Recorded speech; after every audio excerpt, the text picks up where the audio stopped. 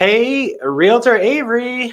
Hello, Rhonda Chuck. How are you? Great. Welcome everybody to the show. What I just decided just a second. I think we need to take some suggestions on a name for the show. I think we should ask our audience, say, hey, do you have an idea? Go ahead and put it in the comments. And another thing that I was thinking that we might need to start doing is, so I'm going to do it now, is I'm going to let everybody know that both you and I are licensed associate real estate brokers. And we might be, we might be your broker, but we might not. So if we're not your broker, then, and you got a question, certainly send it our way, but we might be able to help you, and we might actually point you in a direction towards, someone in your area, right? All right, listen, our audience is international. People are all over, being so close to Canada. I'm sure we're picking up some Canadians. And I don't know about you, but I'm not licensed in Canada. I'm not licensed anywhere outside of New York State. Not yet. So like I said, we might be a broker, but we might not. So right. I felt like we should remind everybody of that. Okay. So that's exciting. So, today we're talking about number, data, stats. Like, I'm still pretty OCD about all that jazz. Before we move off your intro, I will point out that in less than 30 days, I will be visiting Panama. And Panama is an option for international relocation. There's a lot of U.S. residents who consider moving to Panama. I've never been to Costa Rica, but it's a nice, alternative to Costa Rica.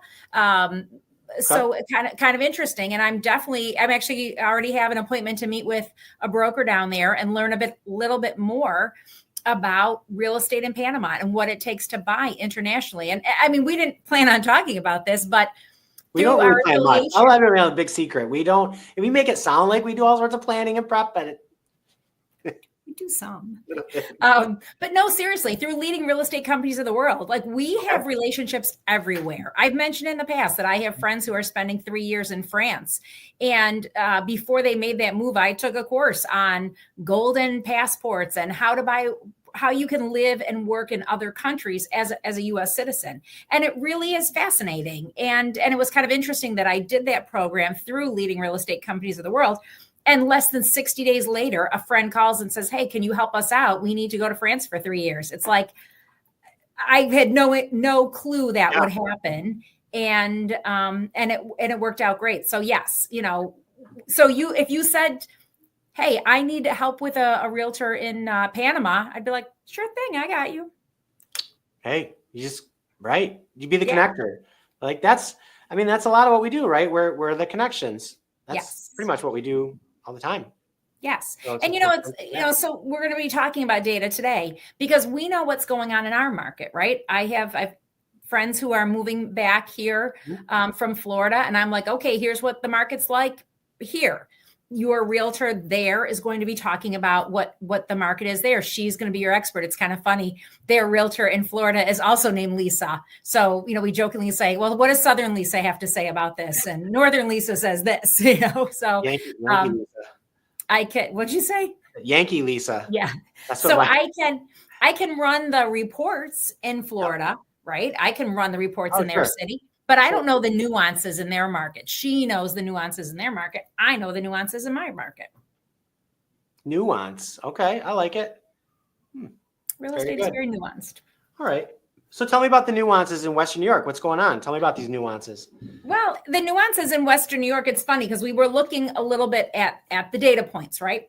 And even if we just look at how many new listings, not brand new houses, my mistake.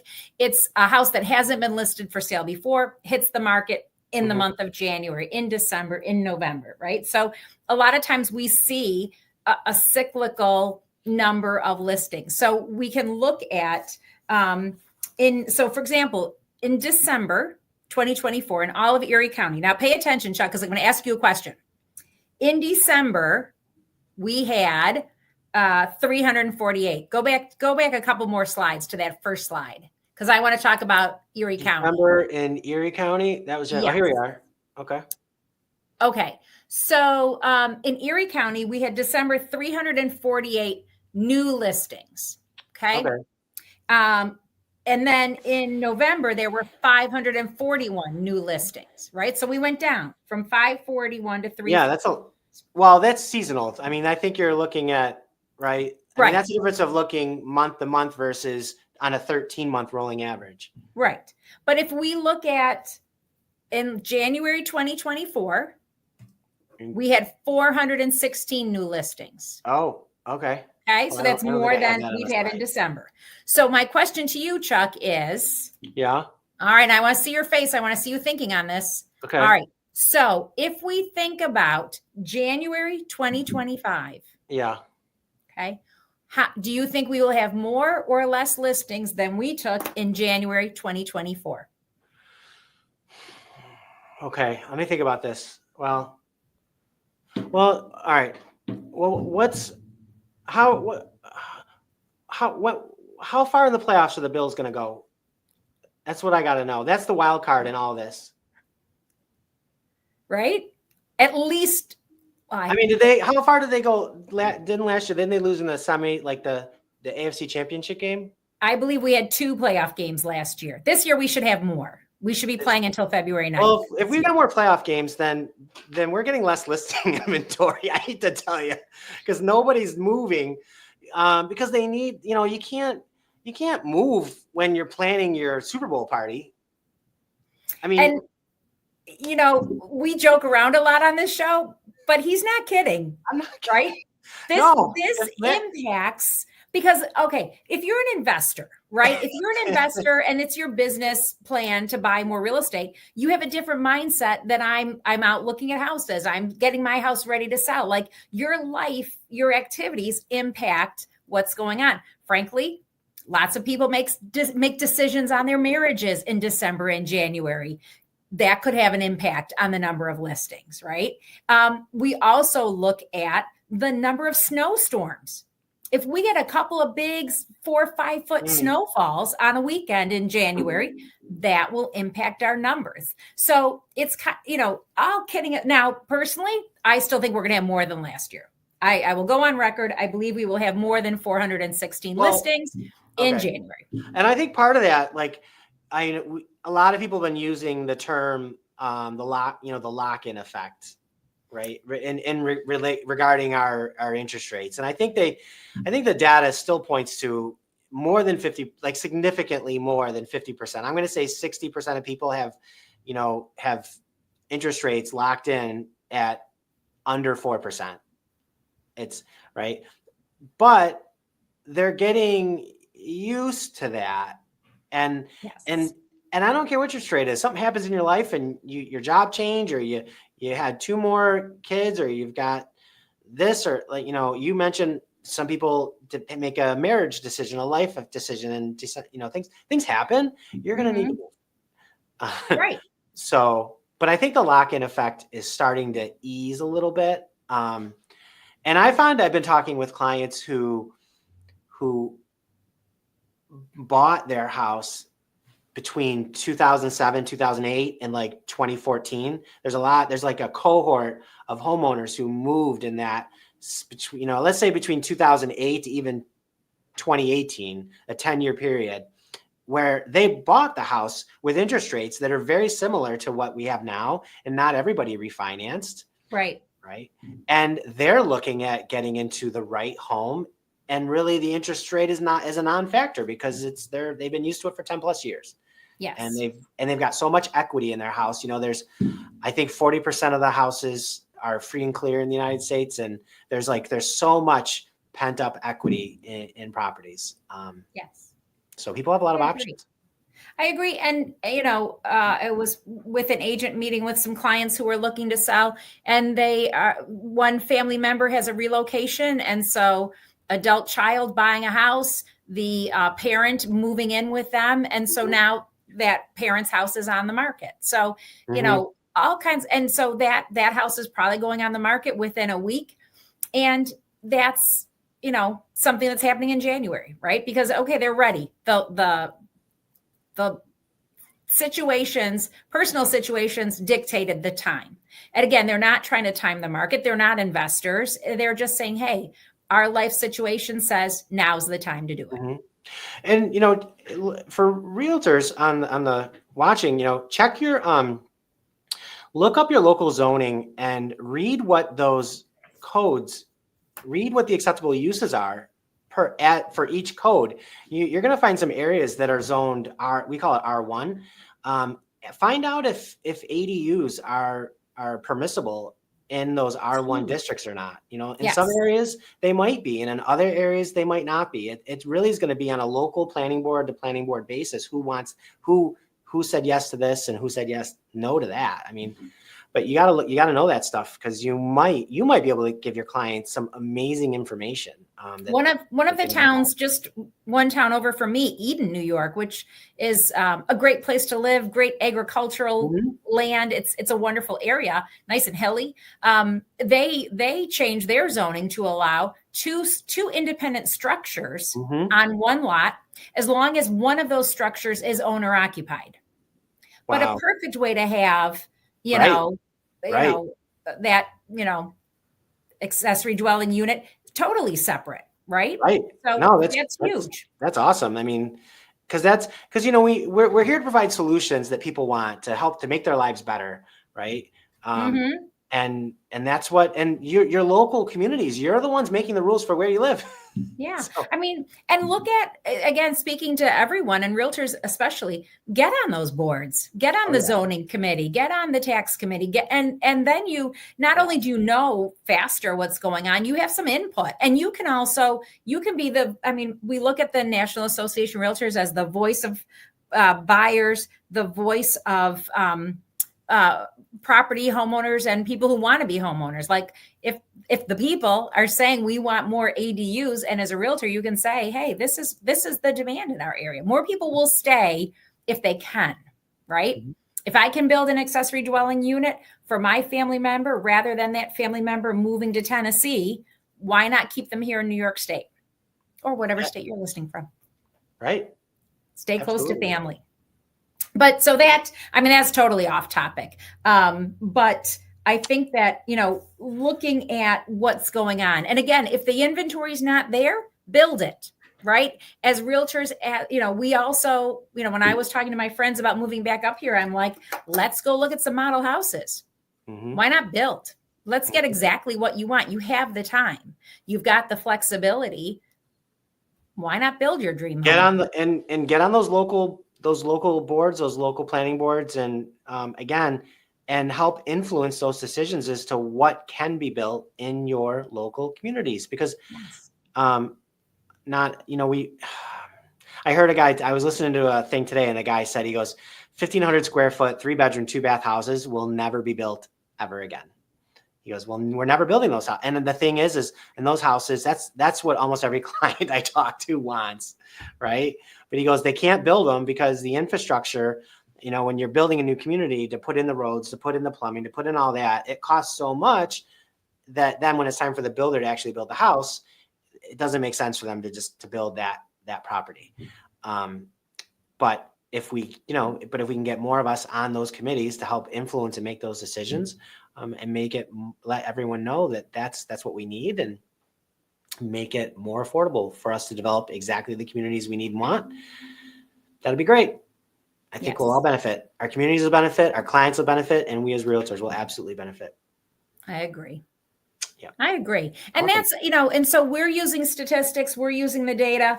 I mean, I feel like we should throw more numbers out there, because we did say this was a data show, but prices are still good, right? Days on market. If you're looking to sell, it is still a good time to sell. Buyers, yes, it's competitive, but if you're prepared, the worst thing you can do is try to go look at a house before you're ready. You're going to fall in love with something. You're not going to be ready to make a decision and act upon it. Someone else will get that house, and you'll always be wishing for that house. But if you get your financials in order, whether it just means, hey, I've got to pull money out of this account because I'm going to pay cash, or I just need to make sure it's liquid, or I'm going to talk about getting a mortgage, and I want to make sure that mortgage is ready. And I'm, don't stop at pre-qualified, get pre-approved. Get a cash advantage program. If you're in a first priority area, get a cash advantage, and you're a super strong buyer. And then start. then start looking at houses, right? It's kind of like, you're walking in, I've got a blank check, I'm ready to make an offer, right? That's pretty much what that cash advantage is. Eddie Warbucks walking in there. Tell me your number. But I mean, all kidding aside, that's a much better buyer than, oh, I love this house, let me call the bank. No, true story. So in the moment, and I usually don't talk about things that are happening right now, but showed a house and called the listing agent today and said, hey, not that we want to act slowly or anything, but is there any reason we need to act quickly? This house has been on the market for a month and a half. Which is a long time in this market. Right. And I go, we're not trying to be slow, but is there any reason we need to be quick? We need to be fast. And she said, today's what, Monday? She goes, well, an offer came in on Friday. They're going to make an adjustment and she gave me this. And so I called my client and said, hey, what looked like where we were the only game and be able to really, put my thumb on it. I go, I found out that's not the situation. And if you want to write on this, we need to go right now. So it's, when you don't think you need to move fast, you probably need to go fast. And if she wasn't already pre-qualified, there's no way we'd be in this conversation. No. And thankfully they're working with a mortgage person who's not just, 9 to 4:30 at a bank office that isn't going to help over the weekend. And then you're really stuck, right? Like, so, another shout out to our first priority mortgage consultants that are available to, I want to say 24/7. I do think they sleep, but wake them up. Yeah. No, do not disturb for them. No. I thought you hid those buttons. No, all kidding aside. So know your numbers. If what you've heard makes you more interested, talk to your realtor, find out what's going on in your neighborhood. We can drill down as tight of numbers as you want. When we're working for buyers, we're looking at what's happening in the neighborhoods and comparable neighborhoods. Some people do say, hey, I want only this town, only this village. Some people say, I want this side of Rochester, or I want these areas near the water. Like, as we compare, we're looking at it from a buyer's point of view and a seller's point of view. And so is there a way you can go into your RPR and dial into those? I know I like to get data off RPR a lot. I think it's a really valuable tool. How do you dial in closely on that? By zip code, in some cases by school district, right? Okay. Both of us, Chuck, we've been doing this a long time. You know what kind of, like in my town, right? You might have the town of Hamburg, the town of Boston, some of Eden is going to be places people look. North towns, they might say, I want Amherst or Clarence. They might, now again, it could be, I want the Williamsville school districts and I want this high school, right? So the client's going to decide. Now, if you have someone coming in and they just say, I want that school district, my kids are, 2 or 3, we're willing to start anywhere versus, when I moved at one point, we really liked the elementary school. We didn't want to leave that elementary school. So that limited our choices. It made it longer to find a house, but that was a decision we made at the time. Very good. And I don't regret it. No, listen, I recall my elementary school days very fondly. See? Very good. And then other times it's like, we might have, again, in both of our cities, we have lots of waterfront. So someone who says, I want to live on the lake, you might be showing them houses in 3 different counties because they want to be on Lake Erie, they want to be on Lake Ontario, and they're very flexible, with the town as long as they can be on a lake. Even in Batavia, we have Horseshoe Lake. Most people don't even know about it. You probably never heard of it. No. You drive by it on Route 5 that goes, straight through when you're heading out towards Stafford, like maybe you're on your way to the Red Osier, and I do know that. There's a row of trees, and honestly, on the other side of the trees is this lake that is big enough. There's houses around it, so we got lakes everywhere. Yeah, we're very fortunate. That's awesome. Yeah, yes. I think people are moving here. I think so. I think they like it, I do. My client just moved back from living in other places. And she's like, Western New York is the pull. It's where I belong. I know that feeling. Yes. Know Yes. that feeling.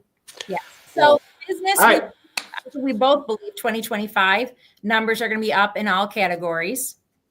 We do. I agree. I believe that. I don't think we're going to be up as much as the rest of the country, though. I will say that. I think there's other parts of the country that, that lead in the trends, and Western New York usually is not a leader in the trends. It's for a lot of reasons. We're super cool. We just don't lead that way.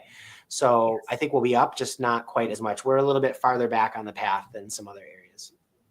Right. And I think we just don't have if you look at a 5% change, that starting number, 5% is 1,000 or 50,000, right? So, when we look at percentages versus I agree with you, Chuck. We're not as extreme, just in cold. I kind of like that though. I've always liked that as a realtor, business practitioner, like steady Eddies. Yeah, we never had a bubble burst. We never had a bubble. We never had a burst. It was nice. Right. When much of the country was in trouble, we were doing pretty good. Yeah. Hey. So I agree. I agree. Well, it was, as Chuck always says, no comment left behind. We'll throw some charts in here. We'll put in the comments some of the graphics that we threw up there quickly so that you can look more at that and share some numbers in your area. Right on. Tell us what's happening and let other realtors know where those strong communities are. Okay. 100%. Well done, Lisa. Thank you. Thanks, everybody. See you next week. Cheers, everybody.